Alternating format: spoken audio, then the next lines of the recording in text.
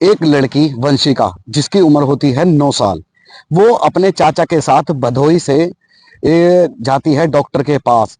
और डॉक्टर के पास उसके हाथ में कुछ इस तरीके की एलर्जी वगैरह थी जिसका ट्रीटमेंट कराने के लिए कुछ लोग गांव के बताते हैं कि आप उस डॉक्टर के पास जाइए, वहां पर जो है अच्छा इलाज होता है। तो वो वंशिका जो 9 साल की बच्ची है वो अपने चाचा के साथ उसी जगह चली जाती है जहां पर कि डॉक्टर को लोग बागों ने बताया था। वहां पर ट्रीटमेंट होने के बाद वह लड़की वंशिका अपने चाचा से जिद करने लगती है कि चाचा मुझे मेला घूमना है और मुझे मेला घुमा दीजिए। इस पर चाचा कहते हैं कि ठीक है बेटा, मैं आपको मेला घुमाता हूँ, यदि आपकी ऐसी इच्छा है तो मैं आपको मेला भी घुमा देता हूँ। वो चाचा के साथ मेला घूमती है और मेले में से अचानक दोनों चाचा और भतीजी आगे पीछे हो जाते हैं, जिसका फायदा उठाकर एक साधु उस लड़की का अपहरण करने की कोशिश करता है। तो आदाब, नमस्कार, सत श्री अकाल। मैं दीपक शर्मा आपके लिए लेकर आया हूँ एक ऐसी ही सच्ची घटना जो है, जो कि प्रयागराज महाकुंभ से है। एक 9 साल की बच्ची जिसका नाम होता है वंशिका, भदोही जिले के नजरपुर गांव की रहने वाली थी। नजरपुर गांव से वह अपने इलाज कराने के लिए अपने चाचा के साथ चली जाती है एक शहर में, और शहर में डॉक्टर से दवाई लेने के बाद सीधी जिद करती है कि चाचा मुझे जो है मेला देखना है, कुंभ का मेला देखना है। इस पर उसके चाचा भी ये बात कहते हैं कि बेटा ठीक है, यदि आपको मेला देखना है तो चलिए, चलो मेरे साथ, मैं आपको मेला दिखा देता हूँ। मेला जैसे ही बच्ची घूम रही थी, अचानक से चाचा और भतीजी, जो वंशिका थी और जो वंशिका के चाचा थे, वो इधर उधर हो जाते हैं, आगे पीछे हो जाते हैं। काफी दूरी बन गई थी चाचा और भतीजी के बीच में, जिस पर वंशिका अलग अलग दुकानों पर जाकर पत्थर देख रही थी, खिलौने देख रही थी। उसका मन था कि मैं यहाँ से कुछ खिलौने खरीदूं। तो ऐसे ही वंशिका एक दुकान पर चली जाती है जिस पर कि पत्थर, जो नग होते हैं, वो पत्थर बिक रहे थे। वह पत्थरों को देखती है और पूछती है कि ये कितने का है। वंशिका के पास उतने पैसे नहीं होते। वहीं पर एक बाबा खड़ा हुआ था। बाबा की नजर जो है वंशिका पर टिकी हुई थी, पूरे ध्यान लगाया हुआ था कि आखिर ये इस लड़की अकेली है या इसके साथ कोई है। वंशिका से वो बाबा कहता है कि तुम्हें पत्थर चाहिए। वंशिका इस पर कर देती है कि नहीं, मुझे पत्थर नहीं चाहिए, और वहां से वंशिका चलने लगती है आगे की तरफ। बाबा उस वंशिका के पीछे पीछे चलने लगता है और आगे जाकर वंशिका को पूछता है कि बेटा तुम्हें भूख लगी है, कुछ खाओगी? तो वंशिका इस पर मना कर देती है, लेकिन बाबा उसे कुछ ऐसी चीज दे देता है जिससे कि बाबा उस लड़की को, वंशिका को अपने साथ लेकर वहां से निकल जाता है। लड़की को ले जाने के बाद वह अपने टेंट में ले जाता है, और टेंट में उसे अंदर ले जाकर जो बंदूक है या उसके पास जो भी हथियार था उसे दिखाता है और डराता है कि अब अगर तुमने शोर मचाने की कोशिश की या किसी को कुछ भी बताया तो देख लेना, आपको जान से मार दिया जाएगा।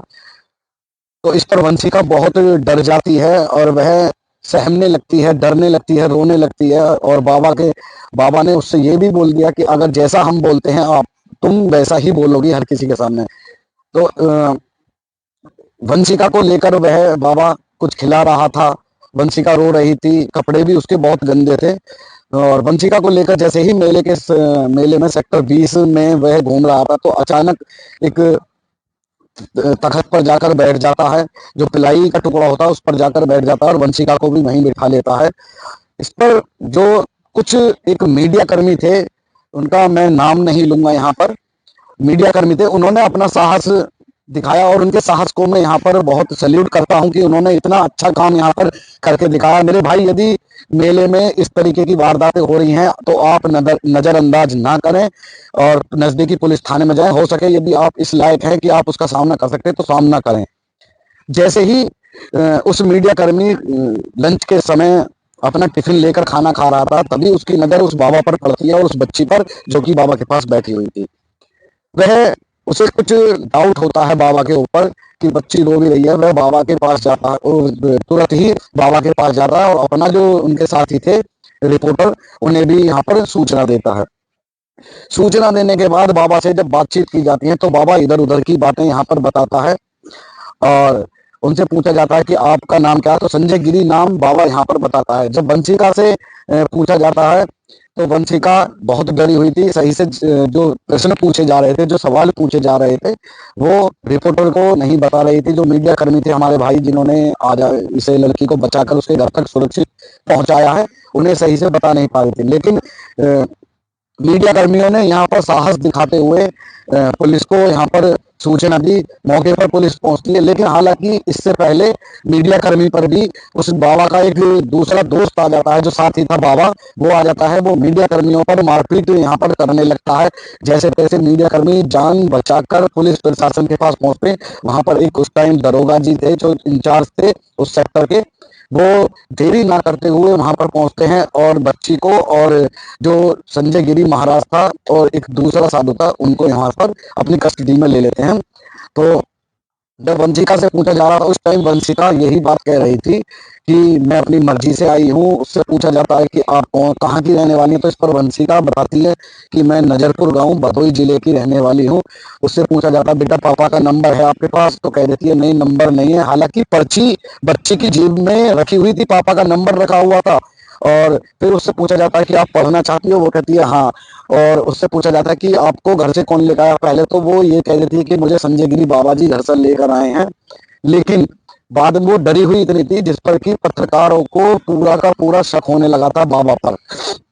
यहाँ पर ये बात जो है, इतने में ही पुलिस पहुंच जाती है। पुलिस प्रशासन, जो पुलिस अधिकारी थे, वो यहाँ पर संजय गिरी जो महाराज हैं, महाराज नहीं कहूंगा, साधु के रूप में जो ढोंगी था, वो उससे सवाल किए जाते तो वो अलग अलग तरीके की यहाँ पर बातें बताना चालू कर देता है। उससे पूछा जाता है कि आप कहाँ के रहने वाले हो, तो इस पर वो जवाब देता है कि मैं बरेली में एक मठ है वहां का साधु हूँ।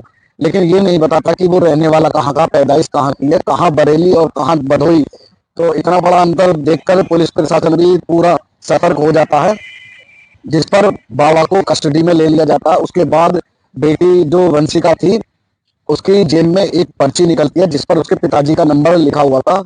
उससे पूछताछ के बाद जो लड़की है उसको भदोई गांव के नजरपुर गांव में पहुंचाया जाता है, जिस पर वहां के प्रधान जो हैं कल्लू यादव जी, कल्लू प्रधान से संपर्क किया जाता है, वहां के थाने से संपर्क किया जाता है। तब उस लड़की को पत्रकार के द्वारा यहाँ पर उसके गांव में पहुंचाया जाता है। जब परिवार के पास पहुंचाया तो बच्ची बहुत खुश नजर आ रही थी। उसकी अपनी माँ से जो है गले मिलकर बहुत रोई, अपने चाचा से गले मिलकर पूरे परिवार के साथ जो है मिलकर रोई, और सारी सच्चाई उसने ये बताई कि बाबा ने मुझको अगवा किया, मुझे कुछ गोली टाइप खिलाया था। यानी उसका जो है बच्ची का माइंड वॉश कर दिया गया था यहाँ पर मेले में, जिससे बच्ची वही कह रही थी जो बाबा ने उसे सिखाया था। तो इस पर उसके चाचा से भी यहाँ पर जानकारी ली गई कि आप ऐसे बच्ची को छोड़कर कैसे आगे। तो उन्होंने कहा कि मेले में इसने मुझसे मेला देखने को कहा, और कब हम आगे पीछे हो गए मैंने सोचा मेरे साथ ही चल रही है, इस बात का हमको पता ही नहीं चला। मम्मी से जब पूछा गया कि आपने ऐसा कि बच्ची को खोजने की कोशिश नहीं की, तो उसने बताया कि हम बहुत खोज रहे थे लेकिन बच्ची मिल ही नहीं पा रही थी। हालांकि इस पर जो है जो संजय गिरी महाराज है, महाराज नहीं कहूंगा, जो संजय गिरी साधु के रूप में एक वैश्य दरिंदा था, वो पता नहीं इस बच्ची को यदि ले जाता इसके साथ क्या क्या कर सकता था, इस बात का आप अंदाजा नहीं लगा सकते हैं। वो तो भला हो हमारे इन रिपोर्टरों का, जो कि हमारे ये रिपोर्टर भाई हैं, इनको मैं दिल से सैल्यूट करता हूँ कि इन्होंने इतनी बड़ी घटना को अंजाम देने से रोक लिया, वरना इस बच्ची के साथ न जाने क्या क्या हो सकता था। तो सैल्यूट है भाई आपको, आपने इतना अच्छा काम किया है। और कई सवाल यहाँ पर प्रशासन पर भी उठ जाते हैं कि यार इतनी बड़ी सुरक्षा होने के बाद, इतना बड़ा महापर्व महाकुंभ में इतनी बड़ी सुरक्षा होने के बाद भी ऐसे लोग कैसे कुंभ में आ जाते हैं। इस चीज का पर ज्यादा ध्यान देने की बहुत जरूरत है यहाँ पर प्रदेश सरकार को भी, और जो हमारा प्रशासन है उसको भी बहुत ज्यादा ध्यान देने की जरूरत है, क्योंकि ऐसी ही वंशिका न जाने कितनी इस मेले में घूम रही हैं जो किसी भी हादसे का शिकार हो सकती हैं। तो मेरी आपसे यही गुजारिश है प्रदेश सरकार से भी और प्रशासन से भी कि आप व्यवस्था को और ज्यादा टाइट रखिए और हर किसी पर नजर रखिएगा। हालांकि सीसीटीवी कैमरे सरकार ने पूरे इंतजाम यहाँ पर करे रखे हैं, लेकिन फिर भी न जाने ऐसे वैसे दरिंदे कहाँ से आ जाते हैं जो कि इन बच्चियों पर ही नजर रखे होते हैं। तो दोस्तों ये थी आज की सच्ची कहानी। वंशिका जो कि 9 साल की बच्ची है भदोई नजरपुर की, वो अपने घर सुरक्षित पहुंच चुकी है, और जो पत्रकार साहब हैं उन्होंने उसे सुरक्षित उसके घर पहुंचा दिया है। और यहाँ पर पुलिस ने भी अपना बहुत साथ निभाया है इस बच्ची का। और मैं यही कहूंगा कि जो संजय गिरी दरिंदा है बाबा के रूप में, जो भगवा चोले की को यहाँ पर बदनाम करने में लगा हुआ है, हालांकि साधु संत वो होते हैं जो अपने मठ में अपनी पूजा भक्ति से ही मतलब रखते हैं। ये तो साधु संतों को बदनाम करने वाला बाबा था, जो कि भगवा को, सबसे ज्यादा सनातन को बदनाम करने वाला बाबा था, और बाबा के रूप में एक दरिंदा था, एक बहरूपिया था। तो मैं यही कहूंगा कि जो कस्टडी में संजय गिरी बहरूपिये को पुलिस ने कस्टडी में ले रखा है, उस पर कड़ी से कड़ी कार्रवाई करें। और यदि आप उसे ऐसे ही छोड़ देते हैं तो न जाने कितनी वंशिकाओं को वो शिकार बना सकता। तो मेरी आपसे प्रशासन से हाथ जोड़कर ये गुजारिश है कि आप संजय गिरी जो बहरूपिया है उस पर कड़ी कार्रवाई करके उसे जेल भेजें, और जितना हो सके उस पर चार्ज लगाया जाए। हाँ, तो ये थी आज की सच्ची कहानी। और इस कहानी को सुनाने का उद्देश्य किसी को परेशान करना नहीं है, किसी को भटकाना नहीं है, बस आपको जागरूक करना है कि आप सावधान रहें, क्योंकि सावधानी ही आपकी सुरक्षा है। और हम चाहते हैं कि आप अपना ख्याल रखें, अपनों का ख्याल रखें और सुरक्षित रहें। तो मिलता हूं आपसे ऐसी ही एक अगली वीडियो में। तब तक के लिए जय हिंद, जय भारत।